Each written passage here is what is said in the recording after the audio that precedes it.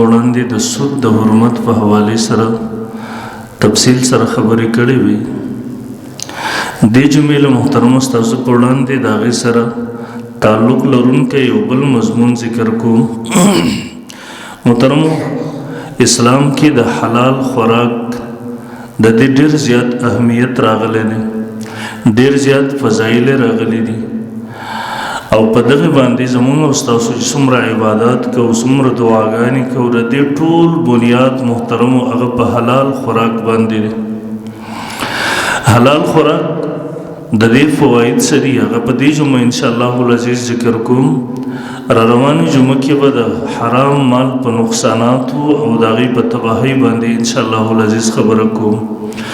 محترمو، اسلام په حلال مال په ګټلو، د حلال مال په خوراک باندې زور ورکوي. قرآن مجید کې الله رب ذوالجلال حکم کوي، یا ایها الناس، اے انسانانو، کلوا مما فی الارض حلالا طیبا،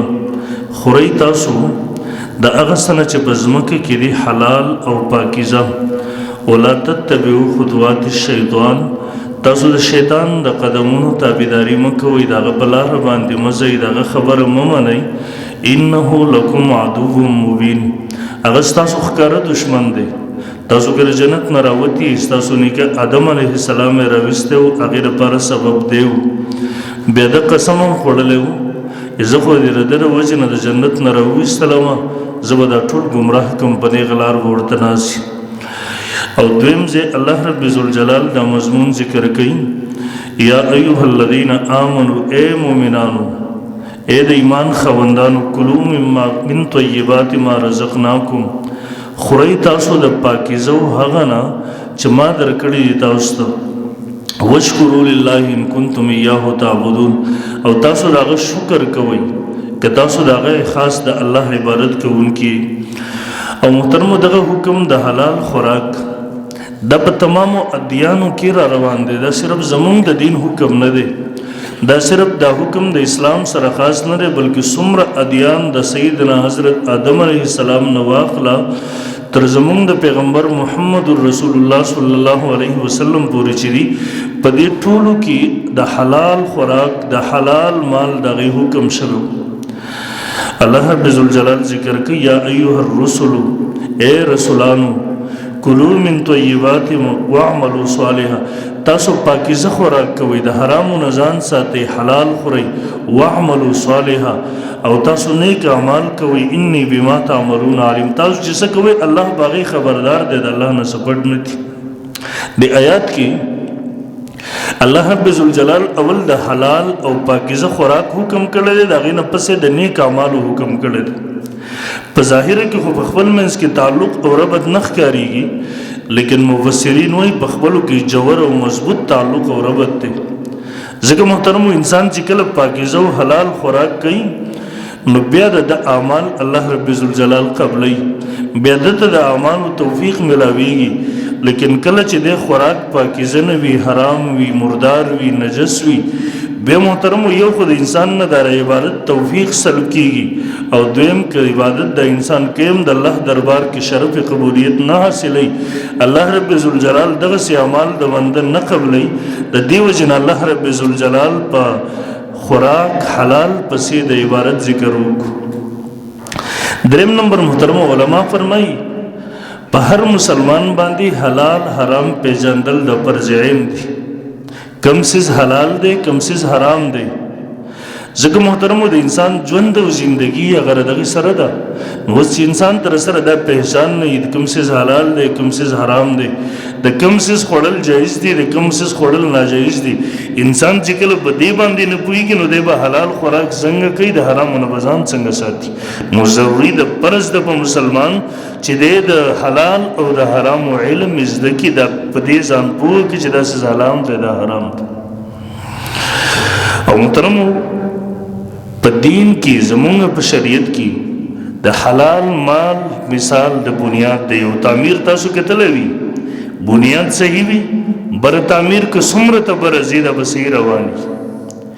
لیکن که کله دا بنیاد کې ګډوډوالی راشي، بره ته تعمیر خېجوه، یو چتم پورې هم نه خېجي. دغه څه کله انسان حلال مال د ګډې ته تللی د کومنس کوي د کروجنې سي د کا حجونه کوي د کا څومره عبادت کوي د ټول بنیاد په حلال باندې دي د کا عبادت کوي د بنیاد په حلال باندې دي نو په دې وجه نو محترم زمون استاد په دین او شریعت کې د حلال ډیر زیات تاکید راغله د مونږ تاسو د حرامونو منکل شوی علماء فرمایي د دعا د قبولیت او د عدم قبولیت تعلق هم د حلال او حرام سره دی مخکې جمعه کې به ذکر کوم ان شاء الله حدیث یو ځله حج روان دی مسافر هم دی مشکلات هم وهله دی یختان نوکان هم ورچو دومره بدحاله دی د حج په صبر کې دی د دعا کوي یا رب چغي وای لیکن نبی صلی الله علیه وسلم فرمای په ګډه کې حرام پراته دی الله ور دعا څنګه قبول کی نو کې وسله غواړي چې زری مستجاب الدعوات وګرځي زما دعاګانې دي قبليږي نو د خیال کې د حرام او د ځان ساتي چې ګډه ته حرام لقمه لاړ نشي سعد بن ابي وقاص رضی الله تعالی عنہ ته نبی صلی الله علیه وسلم صحابي دي نبی صلی الله علیه وسلم نے تبوس یا رسول الله ادعو الله يجعلني مستجاب الدعوه الله پیغمبر مال پر دعا وکا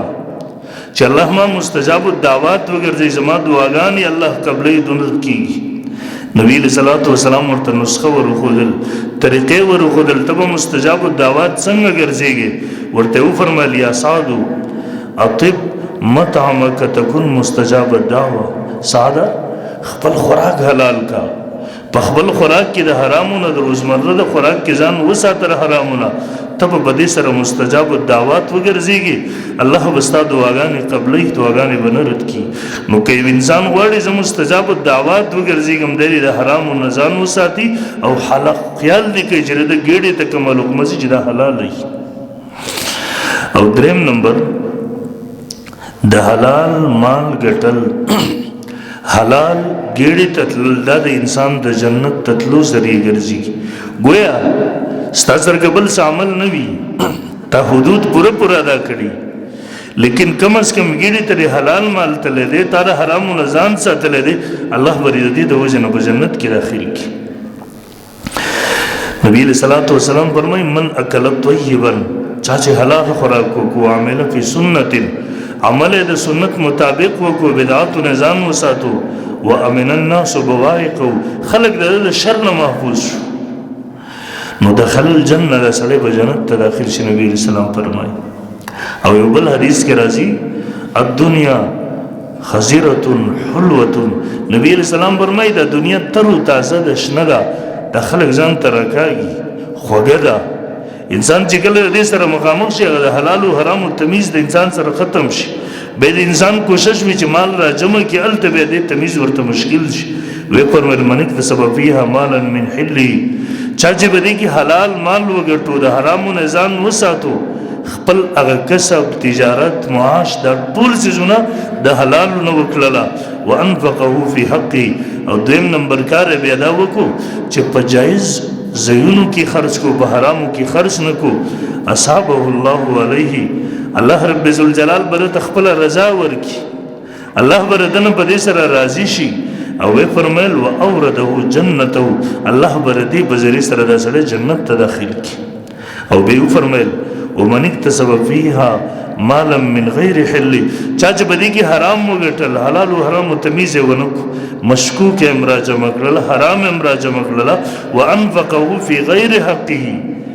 به پته نه لګی ورته چې بل کم ځکه زګ لګوما دا زید مال لګولو ماته شریعت اجازه راکړي کنه راکړي دا زید شریعت ور د مال لګولو زید دیو کنه دی در اسلام په حدود کې دنه نه دي که بهر دي په حرامو زګونو کې په ناجایزو کې وګر حل الله دار الهوان الله بدا سړی د بیزتی د سپکاوي کور ته ورکوس کی داخل به کې نه جهنم ته وبوزي انسان کوشش وکي زمال غټم د کوم ځای نه غټم حلال دی که حرام دی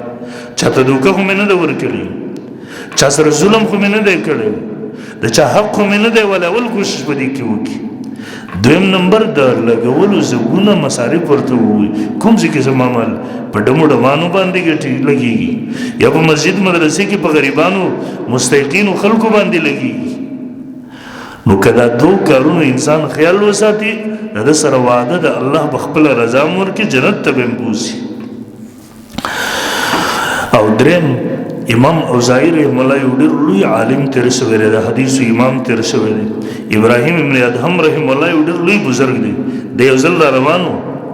ګډۍ په هغه وخت کې به خلکو د غرونو نه ګډۍ راوړه، په ځکه ټول ورونه او پخلی او دا ټول د لرګو سره تعلق ساتو. اوس ګیسونه شو نو د ابراهیم ابن ادهم رحم الله یو ګډۍ په وګر اغستی دی روان دی، لوی بزرګ ولی الله دی. امام اوزاعی رحم الله ورته وایي دا محدث ورته وایي یا ابا اسحاق الی متى هذا، ته به د کله پورې دا ګډۍ راوړي، د کله پورې به غر ته ځې او دا کار به کوې. اخوانک یکفونک، ستا د مسلمان وروڼه دا به ستا لپاره کافي شي، دوی به ستا ضرورت پوره کوي. ته په خپله په دې عمر کې د دومره بزرګۍ سره دا کار ولې کوې؟ بس کله هر څه خپل جوبان مدرسه کې کښېنه. نو دی ورته جواب ورکړو من وقف موقف مذلة فی طلب الحلال وجبت له الجنه، څوک چې د مال ګټلو د حلالو ګټلو دپاره د ذلت په ځای کې ودرېده، یعنی تکلیف په ځای کې ودرېده، مشقت په ځای کې ودرېده، الله به دغه انسان دپاره جنت واجب کړي. نو زه چې دا کسب د حلالو کوم، په خپله باندې محنت مزدوري کوم، د هغې مطلب دا نه دی چې ما ته خلک سره کوي نه او ما ته څه میلاویږي را، بلکې د هغې مطلب دا ده چې د الله پیغمبر صلی الله علیه وسلم په هغې باندې د جنت د وجوب واده کړې ده. نو زه دا حلالو محنت مزدوري په دې خاطر باندې کوم چې الله ما ته جنت راکړي په دې سره. نو که یو سړی تجارت د حلالو په دې نیت کوي چې دا زما لپاره د جنت ذریعه وګرځېږي، الله به یې د هغې په ذریعه جنت ته داخل کړي. او علما فرمایي په حلال خوراک سره د انسان ته د نیکو اعمالو توفیق ملاویږي. ګوره انسان چې خوراک وکړي د دې نه وینه جوړه شي، دا وینه په انساني بدن کې بیا د سر نه واله د خپو پورې د یو اندام ته وررسېږي، د ګوتو ته راځي، لاسونو ته راځي، خپو ته راځي، زړه ته راځي، دماغو ته راځي. دا د وینې چالان چې کله بند شي انسان مري په دې سره تباه کېږي. نو ګوره کله چې په حلال خوراک ګېډې ته لاړو په دې سره وینه جوړېږي، دماغو ته تازگی ملاویږي، په زړه کې نورانیت راځي. اوس که انسان کله حلال خوري او بدن ته حلال ځي، د چې قرآن واوري احادیث واوري، فوراً الله سره د تعلق برابر شي. د باندې یو ښه خبره نصیحت خبره دا په د باندې ښه لګېږي، په نیکو اعمالو کې د زړه لګېږي، بیا خوند ورته ورکوي، مزه ورته ورکوي. او چې کله حرام لاړ شي دا وینه ټوله په حرامو نه جوړ شي، د بدن ته لاړه شي، بیا دله نیک اعمال ورته خوند نه ورکوي. قرآن چې راخلي خوند نه ورکوي، هغه بند کې کښېني موبایل راواخلي، بیا دی که مونځ کوي پرزي عمل کوي، پرزي مونځ کوي، په دې کې هم زه کله به مولوي صاحب اوس بس کې سلام به ګرځي چې په منډه کور ته لاړ شو، هغه نورانیت ختم شي، هغه د نیکو توفیق د ده نه الله رب ذوالجلال واخلي. علماء مثال ذکر کوي پټرول دی، پټرول که ته صفا پټرول ګاډي ته ور واچوې دا ګاډی به ښایسته سفر وکړي، مخکې به روان شي. لیکن که ته بیکاره کچرې والا ملاوټ شده پټرول ورته ور واچوې، په دې سره به ستا ګاډي جټکې شروع کړي، د ګاډي مشینري انجن به دې تباه شي، ستا ګاډی به هغسې مزل ونه کړی شي کوم چې دا په سبا پټرولو کې کوي. همدغه مثال له انسان دی، که حلال ګېډې ته لاړ شي په دې سره انسان د الله طرف ته چې کوم روډ تللی دی په دغې باندې دی مزل کولی شي، عباداتو کې زړه لګېږي، زړه ته نورانیت میلاو شي،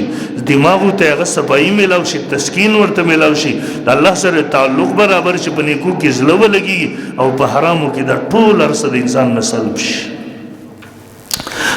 د دې وجې نه محترمو ځان ساتل پکار دي. امام احمد بن حنبل رحم الله د مذهب امام دی، جلیل القدر عالم دی، عظیم محدث او فقیه دی. در امام شافعي رحم الله شاګرد و. امام شافعي رحم الله آخري وخت کې په مصر کې و. امام احمد بن حنبل رحم الله ته خط راولی و، ورته ویل ډېر وخت ملاقات نه دی شوی او یاد شوی مې ډېر، کله مصر ته راشه تشریف راوړه. د امام احمد بن حنبل د امام شافعي شاګرد ډېر محبت یې ورسره، تر دې پورې امام احمد بن حنبل رحم الله چې کله کوړې وخوړې هغه معتزله و، دی وویل د کمیس په وینو باندې سور شو. امام شافعي رحم الله ورته جواب را لېږلی و، ویل هغه کمیس نه دی یوه ټوکړه ماته راولېږه. نو دی خو ستاسو منع کولی نه شو، هغه ټوکړې خو ورولېږله، بې وصیت کړی و دا به زما سره دفن کوي، ځکه زه به الله ته دا پیش کوم چې دغسې شاګردان مې تیار کړي وو چې ستا د دین دپاره د هغې بدن وینه تویه شوې الله زما د خپل نجات دپاره دغه اسره راوړې ده. امام شافعي رحمه الله چې خط وکتو واپسې ورته جواب راولېږو ورته ویل استاد جي زه به پلانکي تاریخ ته مصر ته راشم زه به در خدمت کې حاضري وکړم. امام شافعي رحمه الله په تاریخ په تمه و. هغه تاریخ چې راغی امام شافعي رحمه الله ورته استقبال ته سره د شاګردانو د ملګرو راووت. بادشاهي وخت گورنر دا امام شافعي رحمه الله سره ډېر ښه تعلقات او اسم نیکان بادشاهانو د علماو به قدر کوو. هغه هم راغی بادشاه سره د خپلو کسانو د امام احمد بن حنبل استقبال ته راووتل. هغه ډېر په استقبال او په ناست سره وصول کو. امام احمد بن حنبل رحمه الله هغه بیا د شپې تر امام شافعي رحمه الله په کور کې میلمه شو. د امام شافعي رحمه الله ماشومان یې لوڼه وې. هغوی هم د امام احمد بن حنبل تذکره اورېدلې وه چې داسې لوی امام دی، فقیه دی، محدث دی. هغوی ورته خوراک تیار کړی و، خوراک یې راوویستلو. امام احمد بن حنبل رحمه الله ډېر زر زره خوراک لکه سړی چې ډېر وږی شي او ډېر په حرص سره خوراک دغسې وخوړ. امام شافعي رحمه الله ته هم تعجب وشو خو خاموشه و، میلمه ورسې ویلی شو نه. دغه ماشومانو لوڼه ټول کې په کور کې خو تربیت دیني ماحول و. هغوی هم چې وکتو یاره نیکان خلک خو خوراک کم کوي عبادت زیات کوي. موږ د امام احمد بن حنبل دومره لوی صفتونه اورېدلي ګوره د خوراک یې څنګه وکړو. زړه کې اشکال و. امام احمد بن حنبل امام شافعي رحمه الله ته ویل الله څنګه خبره و تا خو ډېر لوی صفت کړی و. هغه ورته زما هم زړه کې دا خبره راغله خو ورته یې کولی نه شم ځکه میلمه دی اوس به وایي چې په خپل د کور کې رزق کمی نه چې خبره راته کوي.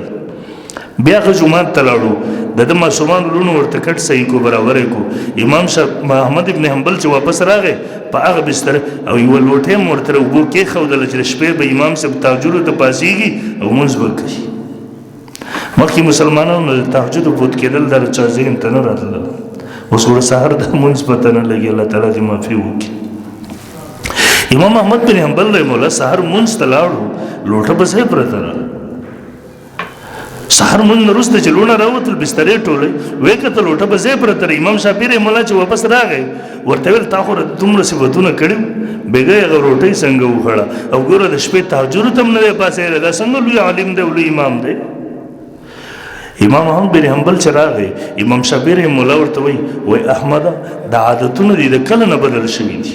هغه ورته کوم عادتونه؟ ورته ګوره خوراک دې هم زیات وکړو او لوټۍ تا ته بېګا ایښې ته بېګا تهجدو ته هم نه یې پاڅېدلی. هغه ورته وفرمیل ویل نه چې دغسې نه ده. مسکی شو ورته وفرمیل ویل بېګا چې کله تا خوراک راوړو دومره نورانیت پکې و الله د دغه خلکو د زړه سترګې ګلو کړي. ویل ما د اسمان نه کته د انوارات دقسې به دا خوراک راورېده او دومره زیات شو دا ټول کور د انواراتونه زړه شو. ویل کله چې دا خوراک راغی زما په زړه باندې د ذکر او د الله د یاد کیفیت راغله. نو ویل ما ډېر په جلدۍ سره هغه خوراک ډېر مې وکړو. ما ویل پته نه لګي دغسې حلال او برکتي خوراک به بیا ما ته نصیب شي که نه. او ویل کله چې مې دا خوراک وکړو د دې دوه قسمه اثرات یو علمي و بل عملي و. ویل بېګا چې سملاستم ویل یو آیات کې ما بېګا مجتهدین خو بله یو آیات او د حدیث نه دنیا مسایل راویستله او خو مجتهد و فقیه و د مذهب امام دی. ویل په د آیات کې مې سوچ کوو ویل بېګا هغه مسایل چې زما په ذهن کې نه وو د دې آیات نه ما 100 مسایل بېګا شپه کې راویستي دي. او ویل دویم عملي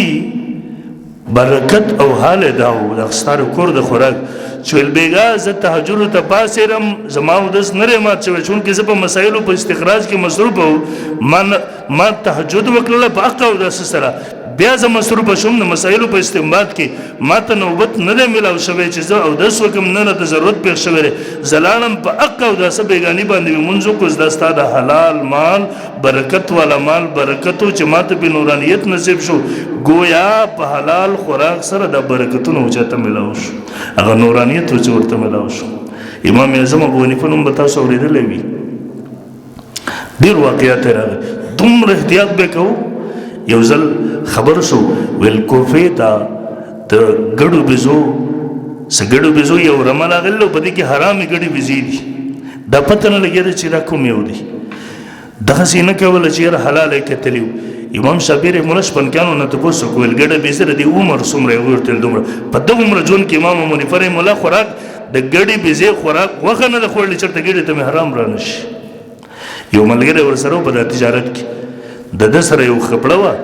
په دې کې عیب و هغه عیب یې چاته نه وښودلی او دغسې خرڅه کړله امام ابو حنیفه هغه د کاروبار نه برطرف کو کمې پیسې چې راوړې وې دا خو پته نه لګېله چې په چا یې خرڅه کړې د پلانکي ملک کې هغه پیسې ټولې صدقه کړلې امام ابو حنیفه رحمه الله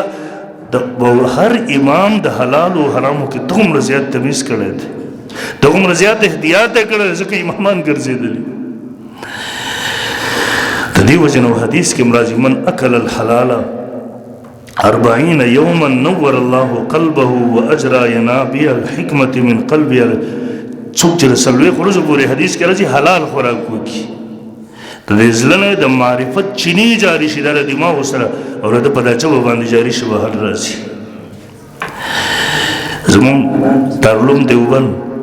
چې په دبري صغیر کې د ټول مدرسو مور ده دې کې قاری طیب صاحب رحم الله لیکلي دي ول دلته یو بزرګ اوسېدو شاجی عبدالله نامه و امی سړی و لیکن صاحب نسبت ډېر بزرګ سړی و ډېر نیک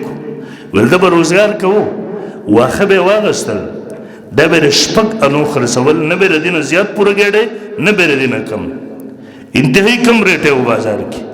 نو ویل د دیوبند د علاقې خلک به ټول دلته په قطار ولاړ چې خپل څاروله دغه برکتي څیز ویسي ویل ده چې به شپږ انې وګټلې شپږ پیسې وای دا 2 پیسې به هم دلته په غریبانو باندې تقسیم کړي او دا 2 پیسې به په دې باندې دا به د کور دپاره ولګو او دا 2 پیسې به جمع کولې کال کې به یو دعوت کې ور دارالعلوم دیوبند استادانو ته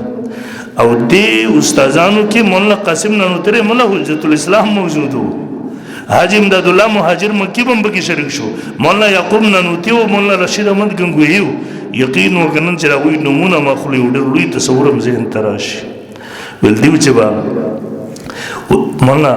یعقوب قاری طیب صاحب وای مولانا یعقوب نانوتی صاحب رحم الله فرمایل مونږ به پوره کال د دې دعوت ډېر زیات انتظار کو ول ځکه د حاجی صاحب دغه خوراک چې به مونږ وکړو د څلوېښت ورځو پورې به د هغې اثراتو زموږ په زړه کې به نورانیت راغی عبارت ته مزرک کېدو دا د حلال مال هغه پلق فواید وي چې د انسان ته الله رب الجلال ورنصیب کوي نو بهرحال معرض کوو په دې سره زړه کې نورانیت راځي او د انسان نیک اعمالو توفیق ورته ملاویږي هغه کې به زړه لګېږي نن سبا زموږ ستاسو ټولو یقین وکړو جومات کې زموږ زړه نه لګېږي عبادت کې هم زړه نه لګېږي تلاوت کې هم زړه نه لګېږي چېرته یو نیکۍ په کار کې زموږ ستاسو زړه نه لګېږي د هغې وجه نن په د معاشره کې د حلال او حرامو تمیز ختم شوی دی د سره کله بازار کې عام خلک راوله په د جومات د جمعې ورځ نیمه ګنټه زموږ خلک هغه وخت ته راځي چې د بیان ټایم ختم شوی بس د خطبې ټایم وي موږ ته جومات کې ټینګېدی نه شو دلته دا اثرات دي محترمو د حرامو نو او د دې وجه نه محترمو نبي علیه الصلاة والسلام فرمایي الله خپل دربار کې قبلې چې حرام نه قبلې حلال په ان الله طیب لا يقبل الا طیبا الله پاک دې د هر قسمه عیبونو نقصاناتو هغه نه قبلې مگر پاک قبلې دغه په لار کې څوک حرام ورکړي د الله نه قبلې مشکوک نه قبلې حلال مال قبلې الله توفیق نه ورکړي چې مال چې حرام چې الله په لار کې ولګي او یو واقع زموږ کتابونو لیکلي ده یو بزرګ لوی عالم یو کس ورته راغی ډېر لوی مالدار دی ورته وای ما ته مستحقین را وښایه چې زه د خپل مال نه حساب وي ته ورکم خیرات ورکم ورته هغه ورته وای کوشش وکړه چې ستا مال حلال شي بیا به ستا مال په مستحقینو باندې فقراو باندې لګېږي دا به چې دا څنګه خبره ده دی ووتو راغه زګیره کس ورته میلاو شو پیسې راواغېستې ډېر غریب و په ښکارېدو پر خپه باندې ګوړو پیسې ورته ورکړي 1 دینار یا هر څومره وخت په سباله باندې چې د مالدار سره بیا تیریږي د عالم خبره چې اورېدلې وه داسې دوی چې دا څنګه خبره ده خو بس پیسې دې زه غریبانو ته ورکوم په سباله تیریږي هم حق چاته چې پیسې ورکړي په خپل ګډ دی ظاهرا غریب کې هغه ورته وایي بل کسته دې مو اوري ورته وایي یاره یو مالدار سره پرون تیرېدو په ما باندې دوکه شو غریب ګمان یې وکړ پیسې راکړې په هغه پیسو باندې ما بیګا شراب څکلي دي زنا مې کړې ده د چې راغی عالم بزرګ مجلس دا خو ته خسې عجیبه کار وشو هغه ورته په خندا شو 1 دینار یې راواخیست ورته ویل دا واخله دا زما حلال مال دی لاړ شه څوک هم چې درته لاول مخې د درغې ورته ورکړه دی ووتو یو کس دی ظاهرا غریب نه ښکارېږي بس حکم ورته هغې له ورکړه دی د هغې تعقیب کوي چې دا سړی دی واپس روان شو دیم پسې وروړه دی یو کنډر ته داخل شو دیم پسې له شاته نه راځي دی د کنډر کې د سره یو مړه کوتره ورسره ودلتي گزار کړ د فورن پسې ورغه راوړی ول ما ته پوره حل ویل څه دا ورته ویل زه معذور یم بیمار یم دغسې بیماري ده راته چې محنت مزدوري نشم کولی واړه بچي مې دي غربت مې دی زمونږ کور کې فقر و باقي دي او الغربت فقر و باقه د حد ته رسېدلې وه چې حرام خوړو ته موږ مجبوره شوي ځکه حالت د اضطرار کې به اسلام د حرام خوراک اجازت ورکوي انسان ته خنزیر کوي سپی کوي چې مړ نه شي دغومره پورې خوړل د دې نه ضروري دي اوس والله حرامه مرداره کوتره وه دا ما راغستې وه چې خپل بچو له به ویسم د لوږې نه مړه نه شي خپل تاره له پیسې راکړلې هغه ضرورت ختم شو کوتره مې هلته واپس گزار کړه نو مقصد د خبرې مې دا و نه حلال مال دا بیا په صحیح ځایونو کې لګېږي او حرام مال تاسو ګورئ ته چاته ووایې په د بازارونو ډمان به راولي لکونه دغسې وشیندي لکونه لیکن تر مدرسې دپاره ورته ووایه د جومات دپاره ورته ووایه دغومره فریادونه به شروع کړي تا به زړه وسوځي چې دله څه ورکړم واپس دا مال حرام دی دا په مدرسه جومات په نیک ځایونو کې الله نه لګوي نو هغه بزرګ ورته وویله ویل کوشش وکړه خپل مال حلال کړه د دې وجې نه محترمو حلال مال ګټل دا عبادت دی خو محترمو دغومره ده علما فرمایي چې حلال کسب کول او مزدوري کول دا هم سنت او ضروري دي لیکن د دې سره به اعتماد زموږ او ستاسو په الله تعالی باندې چې در څه په تقدیر کې لیکي وما من دابة فی الارض الا الله رزقها ما ته به زما روزي خامخا میلاویږي دغسې به نه کې چې د مال زیاتو ګټلو دپاره ته حرامو ته لاس ور واچې پردی حق وایې نه تک محنت مزدوري کوه حرامو ته لاس ما چې ستا لپاره چې څه مقرر دي تا ته به میلاویږي که تا حرامه طریقه استعمال کړله اختیار دې کړله خپل مال به حرام وګرځې په هغه نو محنت په مونږ کوو او بروسه په الله رب ذوالجلال باندې کوو ځکه دا هر څه لیکلی شوي دي انسان چې د مال محنت په مزدورۍ پسې ورپسې دی دی به محنت هم کوي حرامو نه به ځان ساتي د ده په دغه معمولي حرکت او محنت سره به الله د ده په عمل نامه کې څه لیکلی شوي به ورته رارسوي یو حدیث کې راځي نبی علیه السلام مسلم شریف کې صحیح حدیث دی نبی علیه السلام وفرمیل کله چې د مور ګیډې ته رحم ته نطفه لاړه شي او دا څلوېښت یا 50 ورځو شي نو فرشته راشي تپوس وکړي یا ربي اشقي او سعید الله دا نیک بخت دی که بدبخت دی زه یې ولیکم حکم چې ورته څنګه وشي دی یې ولیک دویم نمبر اے ربي ذکرون او انثى دا به جنۍ کې هلک به یلته عملنامه کې ولیکي یو څیز د ده ولیکلی شي بیا حدیث کې راځي ويكتب عمله واثره واجله ورزقه ثم تطوى الصحف فلا يزاد فيها ولا ينقص دا د عمل ولیکل شي نیک به یا بد به د عمر ولیکل شي او د رزق ولیکل شي ته عمر رزق تیر ده پر سیفر غونډ شي وس د دین څوک نسب استې شي نه پکې څور دنه کولای شي نو چې دا هر څه لیکلي دي بیا مونږ ولې حرامو کوشش وکړو ولې پردی حق ولې ظلم کوو ولې زیاتی کوو بهرحال محترم عرض کوو په اسلام کې حلال مال حلال خوراک د دې ډېر زیات تاکید راغلی دی په دې سره زړه ته نورانیت میلاویږي په دې سره دعاګانې قبلیږي زمونږ د عبادتونو بنیاد دی بهرحال محترم مونږ چې احتیاط وکړو خیال وساتو خپلو بچو ته هم چې کومه ډوڼۍ راوړو چې دا د بل چا د بچي د خولې نه مونږ نه یې راشو کولی په ظلم سره هم نه یې راوړي په دوکې سره هم نه یې راوړي نن چې بازار ته وځې یقین وکړه د ګاډۍ نه واخل تر غټ دوکاندار نه تر ګاډۍ پورې ټوله دوکه باندې شري ښه ټماټر یې مخې دیخي خرابې شاته ایښي د ګاډو والا ته ورځې کومې دوکې کوي ستا د مخې به ښه څیزونه واخلي